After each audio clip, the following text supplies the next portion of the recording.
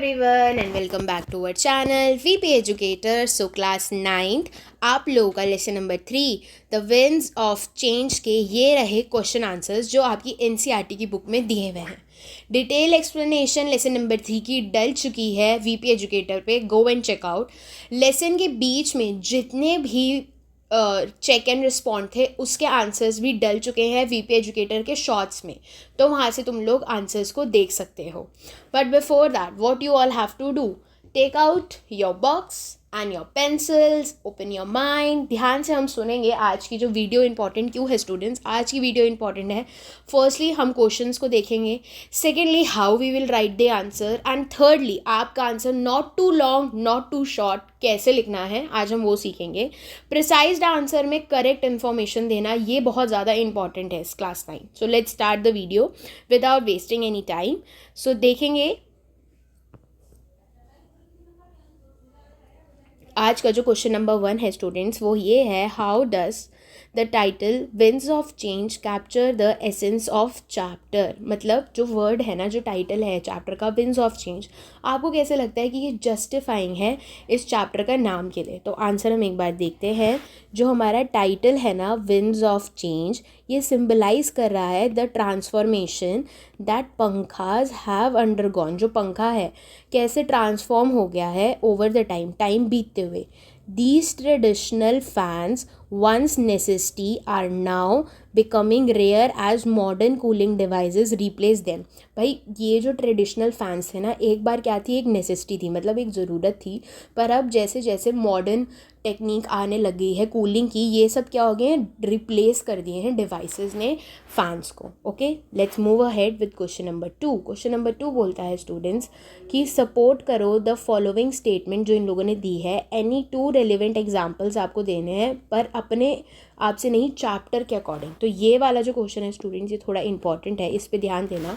ऐसे क्वेश्चन ज़रूर पेपर में आते हैं जहाँ पे आपको एग्जाम्पल्स देने हैं रेलिवेंस टू द चैप्टर, और ये आप तभी लिख पाओगे when you know what was the story of the lesson, right. चलिए देखते हैं हमारी स्टेटमेंट क्या दी हुई है। स्टेटमेंट हमें दी है जो स्ट्रक्चर है और जो डिज़ाइन है पंखास का are testimony to the cultural identity of the region. Testimony का मीनिंग क्या है स्टूडेंट, यहाँ पे टेस्टिमोनी का मीनिंग है जो जितने भी रीजन्स हैं। भाई देखो, हमने क्या क्या पढ़ा था, गुजरात का पढ़ा था, राजस्थान का पढ़ा था, राइट, कि वहाँ पे, और यूपी का पढ़ा था कि हर रीजन के अपने अलग अलग तरीके थे फ़ैन्स को बनाने के। तो आपको उसका बताना है कि कैसे एक फ़ैन एक कल्चरल आइडेंटिटी दिखा रहा है हर रीजन की। तो चलिए एक बार हम चैप्टर में कौन से एग्जाम्पल है उसके हिसाब से देखते हैं। तो पहले देखो, फर्स्ट पॉइंट हमेशा याद रखना, इंग्लिश के अंदर पॉइंट 1, पॉइंट 2, पॉइंट 3 ऐसे आंसर्स नहीं लिखे जाते, बिकॉज लिटरेचर के अंदर there is no pointers. Literature के अंदर आप लोगों को क्या लिखना होता है, पैराग्राफ्स लिखने होते हैं। क्या लिखेंगे स्टूडेंट्स आप लोग, पैराग्राफ लिखेंगे। चलिए, बहुत मेसी हो गया था तो मैंने हटा दिया। देखो पहला वाला देखेंगे, जो पंखाज है ना फ्रॉम डिफरेंट रीजन्स, लाइक कौन से थे, राजस्थान था, तमिलनाडु था, and Bengal, have unique designs, materials and patterns. Chapter के अंदर कौन से रीजन्स की बात करिए स्टूडेंट्स, राजस्थान, तमिलनाडु, बंगाल, और उसमें बताया कि उनके अपने यूनिक डिज़ाइन थे, अलग अलग मटेरियल वो यूज़ कर रहे थे, और उसका अपना अलग एक पैटर्न था। सेकेंड पैराग्राफ देखेंगे, they often feature local art. वो क्या क्या फीचर करते थे, लोकल आर्ट करते थे, मोटिव्स करते थे, एंड क्राफ्टमैनशिप करते थे, दैट रिफ्लेक्ट, जो रिफ्लेक्ट करता था द ट्रेडिशन, जो ट्रेडिशन रिफ्लेक्ट कर रहा है, believes and lifestyle of the people. क्या क्या कर रहा है, लाइफस्टाइल ऑफ द पीपल कर रहा था। So I hope you understand this answer. Let's move ahead to the question number 3। Question number 3 को देखते हैं स्टूडेंट्स, वो क्या बोल रहा है। क्वेश्चन नंबर 3 हमारा है, जो चैप्टर है ना वो मेंशन कर रहा है पंखा को, running the risk of slowly losing their presence among Indians. क्या दिखा रहा है कि कैसे धीरे धीरे करके जो प्रेजेंस है ना पंखा की, वो इंडियंस के अंदर कम हो रही है। आपको इवेलुएट करना है how the balance between preserving traditional craftsmanship and incorporating innovative designs in the creation of पंखास will help in this regard।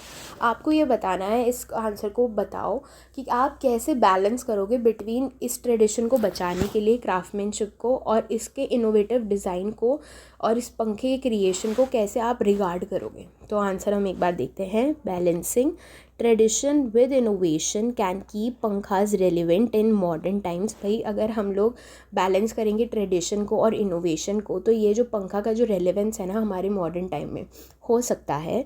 Traditional जो स्किल्स हैं मस्ट बी प्रिजर्व, जो ट्रेडिशनल स्किल्स हैं वो मस्ट बी प्रिजर्व्ड होनी चाहिए।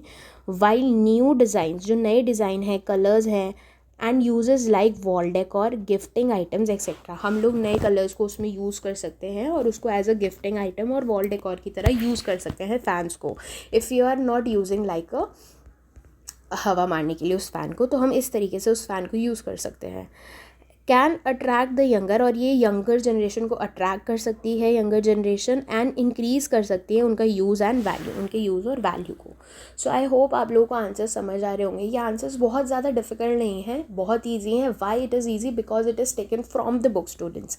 ऐसा नहीं है कि मैंने अपने ओन वर्ड्स डाले हैं, ये बुक में से ही आंसर्स हैं which make you all gain more marks in the paper as well as. इतनी डिफिकल्ट लैंग्वेज नहीं है कि that you can not understand it, right? तो let's moving ahead with question number 4 देखते हैं। How might initiatives such as pankha making workshops contribute to the preservation of this traditional craft. चलो अब आपको ही बताना है कि जो इनिशिएटिव है ना सच as pankha making workshop contribute कर सकता है प्रिजर्वेशन के लिए ट्रेडिशनल क्राफ्ट को। तो एक बार देखते हैं। जो वर्कशॉप है स्टूडेंट वो हमें टीच करता है आर्ट मेकिंग पंखा ऑफ यंगर जनरेशन। अगर आप लोगों ने देखा होगा आपके स्कूल में जो क्राफ्ट का पीरियड होता है, आर्ट एंड क्राफ्ट होता है, तो क्राफ्ट के अंदर आप लोगों ने पंखा बनाया है। तो बेसिकली वो क्यों है? ताकि आपको बताया जा सके उसका यूज़ और उसका ट्रेडिशन। चलिए आगे बढ़ते हैं। दे क्रिएट अवेयरनेस, भाई वर्कशॉप होगी तो वो अवेयरनेस क्रिएट करेगा अबाउट हमारे कल्चर वैल्यू का, about this craft. And lastly they provide artisans with recognition and better opportunity to earn. भाई अब देखो ये क्या करता है ना, आर्टिशंस मतलब जो लोग उसे बनाते हैं उसके बारे में हमें पता चलेगा कि हाँ भाई ये इंसान बनाता है, उसकी वजह से हम शायद उनके पास खरीदने जाएंगे जिनको उनको अपॉर्चुनिटी मिलेगी पैसे कमाने की।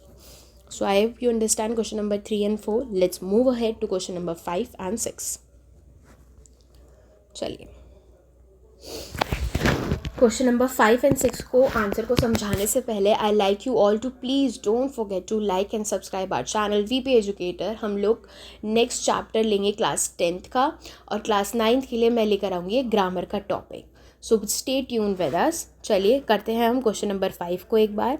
The writer mention celebrating pankhas in the concluding part of the chapter. भाई जो राइटर था ना उसने सेलिब्रेट करा है पंखा को, पंखा मेकिंग को लास्ट के चैप्टर में, चैप्टर के लास्ट में, राइट?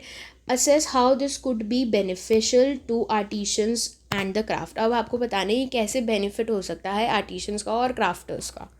तो पहला देखेंगे celebrations bring recognition and pride. भाई अगर हम सेलिब्रेट करेंगे तो ये क्या लेकर आएगा? एक तो रिकॉग्निशन लेकर आएगा, लोग इस बारे में जानेंगे, और प्राइड लेकर आएगा।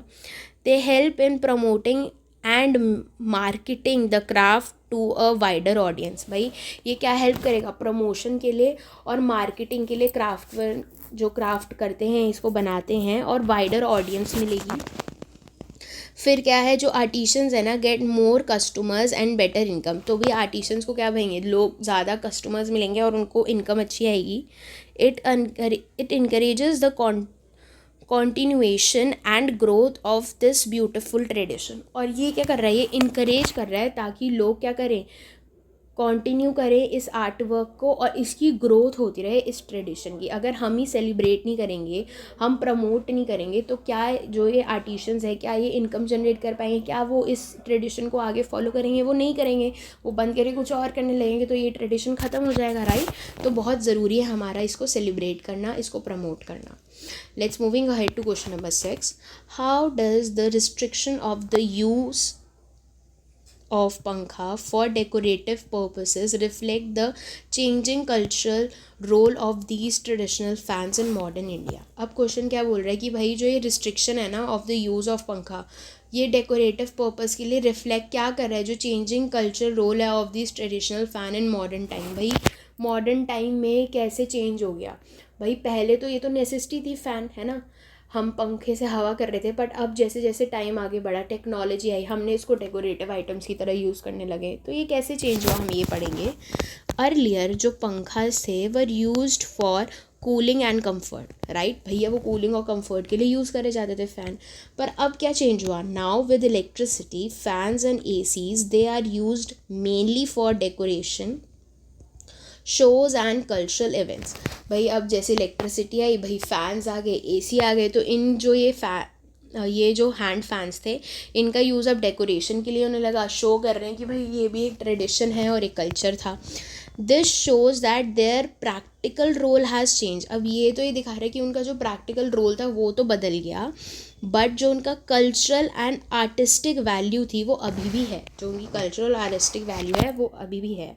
सो I hope you all understand all the 6 questions जो बहुत ईजी हैं एंड बहुत इंपॉर्टेंट हैं. So don't forget to like and subscribe to our channel VP Educator students. I'll meet you in the very next video. Till then, keep studying and keep reading with VP Educator. Bye bye.